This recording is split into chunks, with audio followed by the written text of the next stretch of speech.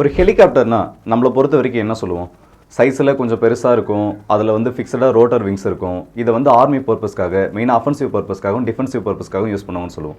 ஆனால் அந்த ஹெலிகாப்டரையே சைஸில் கொஞ்சம் சின்னதாக்கி அதை ஃபுல்லாக ஆர்ம்டு, அதுவும் அன்மேன்டு வெஹிக்கிளாக மாற்றினா எப்படி இருக்கும்? அதை ஃப்ரண்ட் லைனில் கொண்டு போயிட்டு ஒரு சூசைட் ட்ரோனாக பயன்படுத்தினா அது எந்த அளவுக்கு பெரிய இம்பாக்ட் ஏற்படுத்தும்? என்னடா எல்லாம் புதுசாக சொல்கிறேன்னு கேட்குறீங்களா? புதுசாக இல்லை, இப்படி ஒரு சம்பவத்துக்கு தான் ரஷ்யன்ஸ் மிகப்பெரிய திட்டத்தில் இறங்கியிருக்காங்க. அதை ப்ரொடக்ஷன் லைனுக்குமே கொண்டு வந்துட்டாங்க.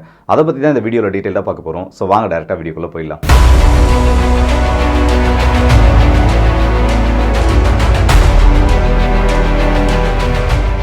BAS-200 ஜென்ரலாக ரஷ்யன்ஸ் இந்த BAS-200 திட்டத்தை எதுக்காக தொடங்குறாங்கன்னா, ரஷ்யாவில் இருக்க சிவிலியன்ஸ்க்கு யூஸ் பண்ணுறதுக்காகவும், ஒருவேளை ஏதாச்சும் ஒரு இயற்கை பேரிடர் இல்லை வேறு ஏதாச்சும் ஒரு முக்கியமான எமர்ஜென்சி சுச்சுவேஷன் வரப்போ அங்கே இருக்க சிவிலியன்ஸ்க்கு கைடன்ஸ் கொடுக்கறதுக்காகவும் நிவாரணப் பொருட்கள் கொடுக்கறதுக்காகவும் BAS-200 ஒரு திட்டத்தை தொடங்குறாங்க. இந்த திட்டத்தோட முதன்மையான நோக்கம் என்னன்னா, அன்மேன்டு ஏரியல் வெஹிக்கிள்ஸ்னு சொல்லக்கூடிய ஹெலிகாப்டர்ஸை உருவாக்கணும். இது மூலயமா ஆபத்தில் சிக்கியிருக்கவங்க எந்த இடத்துல சிக்கியிருக்காங்கன்னு சொல்லிட்டு கிட்டத்தட்ட ஒரு மீட்பு பணிக்காக உருவாக்கக்கூடிய ட்ரோன் தான் இந்த BAS-200 திட்டத்தில் தயாரிக்க முடிவு பண்ணுறாங்க.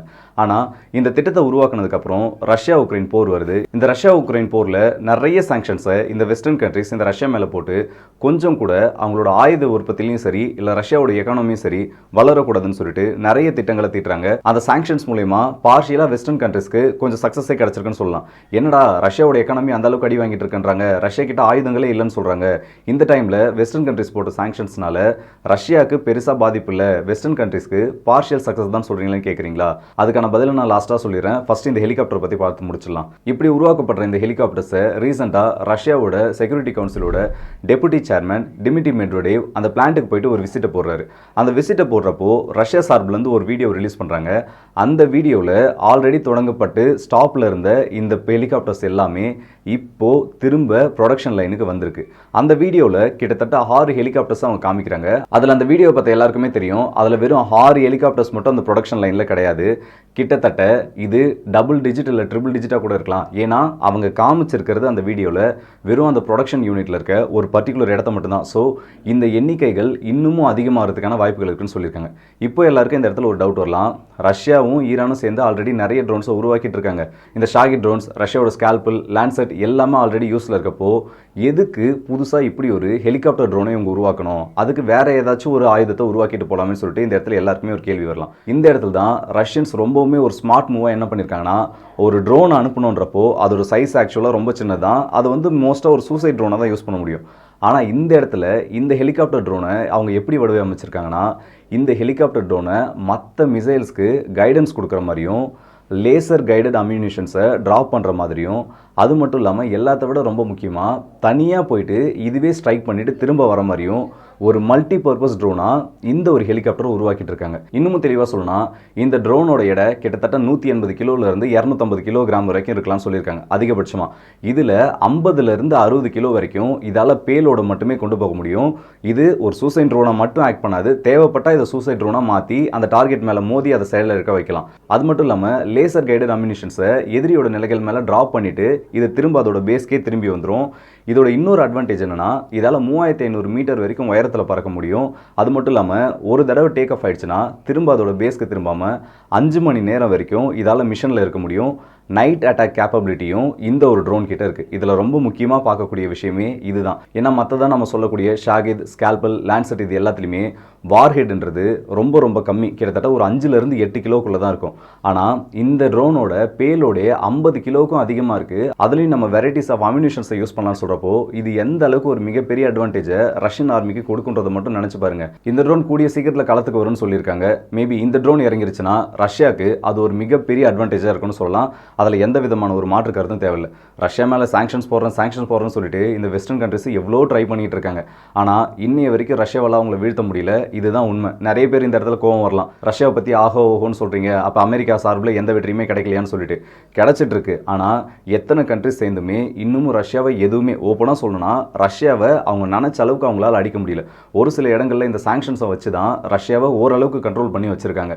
இல்லைனா ரஷ்யா இன்னமும் அவங்களோட ஆட்டத்தை அதிகமாக்கியிருப்பாங்க. அது அமெரிக்கா இந்தியாவுக்கு நல்லாவே தெரியும். அடுத்ததா ரஷ்யாவோட ஏர்ஃபோர்ஸ்க்கு மிகப்பெரிய பவரை கொடுக்குற மாதிரி சமீப நாட்களாகவே நிறைய புது புது விமானங்களை அவங்களோட ஏர்ஃபோர்ஸ் பிரிவில் சேர்த்துட்டு வராங்க. உதாரணத்துக்கு சொல்லணும்னா Su-34 விமானங்களை கொஞ்ச நாளைக்கு முன்னாடி தான் புது பேட்ச் அவங்களோட ஆர்மியில் இண்டக்ட் பண்ணாங்க.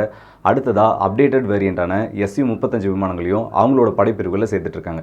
இது எல்லாமே உக்ரைனுக்கு ஒரு பக்கம் மிகப்பெரிய பயத்தை ஏற்படுத்திட்டு இருக்கு. ஏன்னா ரஷ்யன்ஸ் இதை பெரும்பாலும் யூஸ் பண்ண போகிறது இந்த உக்ரைனுக்கு எதிராக தான். அதுலேயும் குறிப்பாக சொல்லணும்னா இந்த Su-35 விமானங்கள் எல்லாம் உக்ரைன் நினச்சி கூட பார்க்க முடியாத அளவுக்கு மிகப்பெரிய டேமேஜஸை உக்ரைனுக்கு ஏற்படுத்தும்.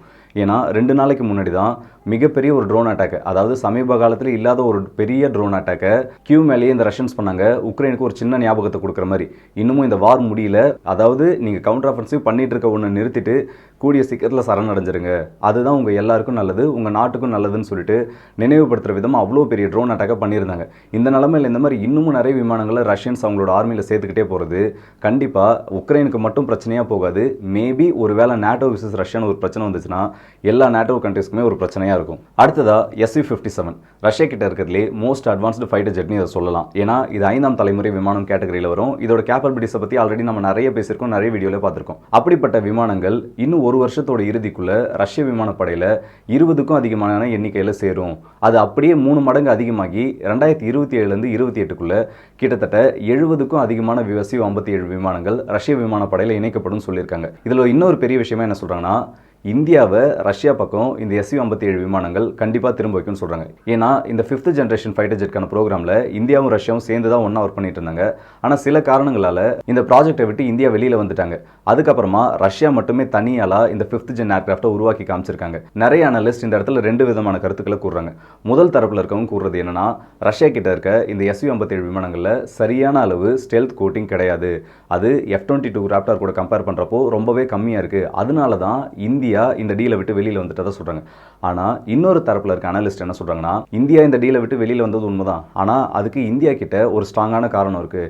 ஏன்னா இந்த ப்ராஜெக்ட் வந்து ரொம்பவே அதிகப்படியான காஸ்ட்டை இழுத்துக்கிட்டே இருக்குது. கிட்டத்தட்ட 8.6 பில்லியன் மதிப்பில் தொடங்கப்பட்ட ப்ராஜெக்ட் இது. அதாவது தொடங்கப்பட்டப்போ இந்த மதிப்பீடை விட நாட்கள் ஆக ஆக அதோட மதிப்பீடு ரொம்ப அதிகமாக போயிட்டு இருக்குன்னு சொல்லிட்டு இந்தியாவுக்கு ஒரு பிரச்சனை இருந்துகிட்டே இருந்துச்சு. அதனால இந்த ப்ராஜெக்டை இப்போதைக்கு ரஷ்யன்ஸே பண்ணட்டும், மேபி அவங்க ஒரு கம்ப்ளீட்டான விமானத்தை உருவாக்கி அது எப்போ ரஷ்யன்ஸ் கையில் பறக்குதோ அப்போ அதுக்கப்புறம் அதோட பெர்ஃபார்மன்ஸை பார்த்துட்டு நம்ம ஒரு முழுமையான விமானத்தையே வாங்கிக்கலாம். நம்ம எதுக்கு தேவையில்லாமல் ஆரம்பத்திலேருந்து அந்த விமானத்தை தயாரிக்கிறதுக்கு ரஷ்யன்ஸ்க்கு ஹெல்ப் பண்ணிகிட்டு இருக்கணும் ஃபண்ட் பண்ணி. அதுக்கு பதிலாக நம்மளே நம்மளோட உள்நாட்டில் நம்மளோட AMCA ப்ராஜெக்டில் ஒர்க் பண்ணிட்டு இருக்கலாம். மேபி ரஷ்யன்ஸ் அதை ப்ராப்பராக உருவாக்கி முடிச்சிட்டாங்கன்னா ஒரு கம்ப்ளீட்டான விமானமாக அதை அவங்க கிட்டேருந்து வாங்கிக்கலாம்னு சொல்லிட்டு இந்த இடத்துல இந்தியன்ஸ் இப்படி யோசிச்சிருக்கிறதான வாய்ப்பு இருக்குன்னு சொல்லிட்டு நிறைய அனலிஸ்ட் அவங்களோட கருத்துக்களை சொல்லிட்டு இருக்காங்க. இது ரெண்டுத்தில் எது வேணால் உண்மையாக இருக்கிறதுக்கான வாய்ப்புகள் நிறையவே இருக்குது. ஏன்னா இப்போதைக்கு Su-57ன்றது எந்த இடத்துலையும் ப்ரூவ் பண்ணப்படலை. உக்ரைன் வாரில் ரஷ்யா என்னதான் இந்த Su-57 விமானங்களை நிறைய இடத்த யூஸ் பண்ணியிருக்கிறதா சொல்லிட்டு இருந்தாலும் அந்த அளவுக்கு பெரிய இம்பாக்டை இந்த Su-57 விமானங்கள் இன்னமும் ஏற்படுத்தலை. ஏன்னா அந்த அளவுக்கு இன்னும் அது களத்துக்குள்ளே வரல. ஒரு சில இடத்துல எதிரியோட, அதாவது உக்ரைனோட ரேடார் நிலைகளை அழிக்கிறதுக்காகவும் எதிரியோட ஏர் டிஃபென்ஸ் சிஸ்டமை அழிக்கிறதுக்காகவும் மட்டும்தான் இந்த Su-57 விமானங்கள் இன்னமும் பயன்படுத்தப்பட்டுக்கிட்டு வருது. அது காம்பேட்டுக்கு உள்ள நுழைஞ்சு எதிரியோட நிலைகளை எந்த அளவுக்கு அழிக்குது, இல்லை அந்த வாரில் எப்படி பெர்ஃபார்ம் பண்ணுதுன்னு மேபி பார்த்துட்டு வேணா இந்தியா இந்த விமானங்களை வாங்குறதுக்கான வாய்ப்புகள் இருக்குது. ஆனால் இந்த Su-57 விமானங்கள்ன்றது F-35 கூட கம்பேர் பண்ணுறப்போ ரொம்பவே கேப்பபிளான ஒரு விமானம் தான். ஏன்னா அந்த அளவுக்கு அதில் நிறைய அட்வான்ஸ்டான மெக்கானிசம்ஸ் இருக்குது. ஆனால் F-22 ராப்டார் கூட கம்பேர் பண்ணுறப்போ ஸ்டெல்த் டெக்னாலஜி சரி, அட்வான்ஸ்ட் ஏவியானிக்ஸ்லையும் சரி, இந்த Su-57 F-22 ராப்டார் கீழே கொஞ்சம் கம்மியானதுன்னே சொல்லலாம். ஸோ இந்த வீடியோ நம்ம பார்க்க வந்த அப்டேட்ஸ் இவ்வளோ தான். இந்த வீடியோ பற்றி உங்களோட கருத்துக்களை கமெண்ட் செக்ஷனில் சொல்லுங்கள். குறிப்பாக ரஷ்யா உருவாக்குற இந்த ட்ரோனை பற்றியும் Su-57 விமானங்களை உண்மையிலே இந்தியா வாங்குமான்றதை பற்றி நீங்கள் என்ன நினைக்கிறீங்கிறது கமெண்ட் செக்ஷனில் சொல்லுங்கள்.